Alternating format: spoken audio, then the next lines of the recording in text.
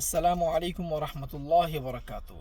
স্ক্রিনে আপনারা যে ভিডিও দেখতেছেন, যে ছবিটা আপনারা দেখতে পাচ্ছেন, এটা মুরগি, যেটা আমরা জানি এটা হালাল। মনে রাখবেন, হালাল জিনিস হারাম হয় যদি বিসমিল্লাহ বলে আপনারা জবাই না করেন।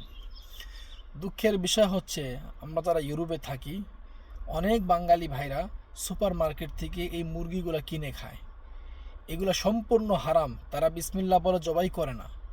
আর অনেক ফ্যামিলিদেরকে দেখি কেএফসি, ম্যাকডোনাল্ডস বসে তারা পরিবার কিনে এখানে খাওয়া দাওয়া করে। যদি জিজ্ঞেস করি, ভাই আপনারা এখানে কী খান, তা আমরা তো মুরগি খাই।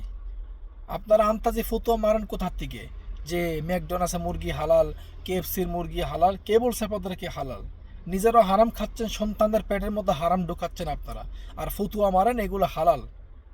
বিসমিল্লাহ ছাড়া যদি জবাই হয় এই হালাল জিনিসগুলো, সেটাও কিন্তু হারাম হয়ে যায়। গরু যদি আপনি বিসমিল্লাহ ছাড়া জবাই করেন সেটাও হারাম, মুরগি যদি বিসমিল্লাহ ছাড়া জবাই করেন সেটাও হারাম। আন্তাজি ফতুয়া দিবেন না, আন্তাজি মাসলা হাদিস বলতে আসবেন না। আগে হাদিস জানেন, তারপরে ফতুয়া দিবেন। আল্লাহ আপনাদেরকে বুঝার তৌফিক দান করুন।